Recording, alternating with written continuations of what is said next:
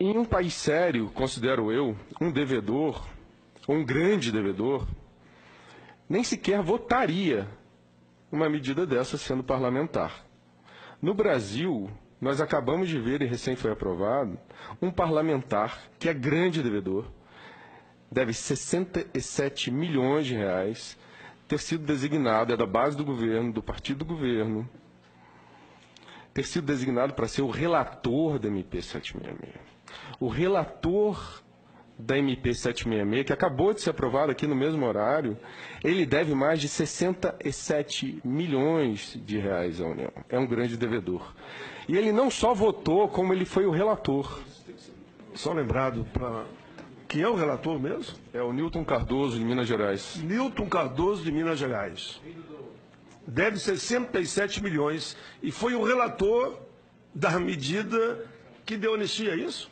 Exatamente, presidente Paim. Aí também não dá. Presidente, mas para acrescentar mais, ele votou no golpe, viu?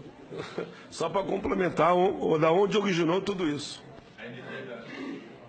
766. Do Refis é 766. 766. Acabou de ser aprovado, o relatório acabou de ser aprovado aqui na comissão mista. A comissão mista aqui, no final do corredor, do outro lado, na outra ala, na sequência aqui do corredor. Acabou de ser aprovado. O relator é o sonegador. É um grande devedor. Inclusive os dados que eu estou trazendo, senadores, inclusive os dados que eu estou trazendo, eles foram publicados, eles foram tornados públicos na segunda-feira da semana passada, na Folha de São Paulo. A Folha de São Paulo, via PGFN, porque os dados, como eu disse no início, são públicos, estão no site oficial da Procuradoria-Geral da Fazenda Nacional, lá estão os dados de que esse parlamentar deve mais de 67 milhões. São dados públicos, à disposição na internet de qualquer cidadão.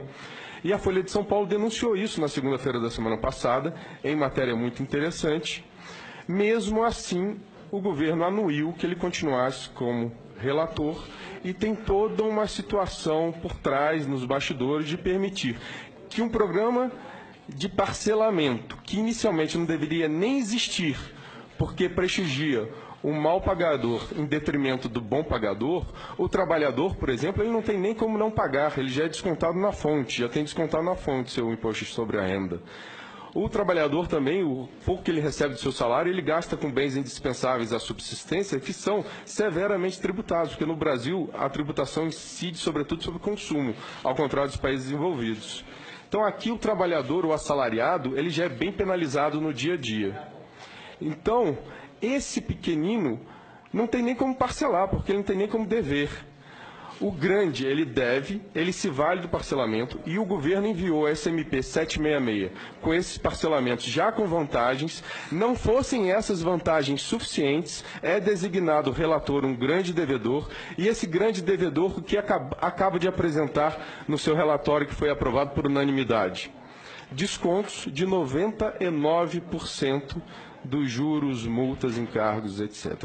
Ou seja, um grande devedor acabou de apresentar um relatório para anistiar as suas próprias dívidas em multas, juros, encargos. Ou seja, 99%? 99% ele acabou de se autoconceder, aprovado por unanimidade na comissão. E mais um detalhe, o parecer não estava nem publicado no site ainda aqui do Congresso. Votaram o parecer sem que naquele momento tivesse publicado o parecer que estava sendo votado. Então, essa situação é extremamente grave. Eu imagino que num país sério, um parlamentar desse nem sequer participasse da votação. Aqui ele participa e o governo anui que ele diga qual é o texto que será submetido à aprovação. Nós precisamos levantar quais são os senadores que têm dívidas pendentes, não é? Exatamente. Nessa reportagem, senador, publicado na Folha semana passada, na segunda-feira, se me permite, existe um levantamento dizendo que são 3 bilhões de reais apenas de dívidas de parlamentares aqui. Apenas deputados federais e senadores devem um total de 3 bilhões. Os parlamentares, fora o grande capital que eles representam. Ou seja, estão legislando em causa própria. Exatamente. Fazendo lei para beneficiar as próprias dívidas, para anistiar, para extinguir as próprias dívidas. Exato. Então, apenas para fazer essa denúncia também, gostaria de dizer que estão usando dinheiro do povo para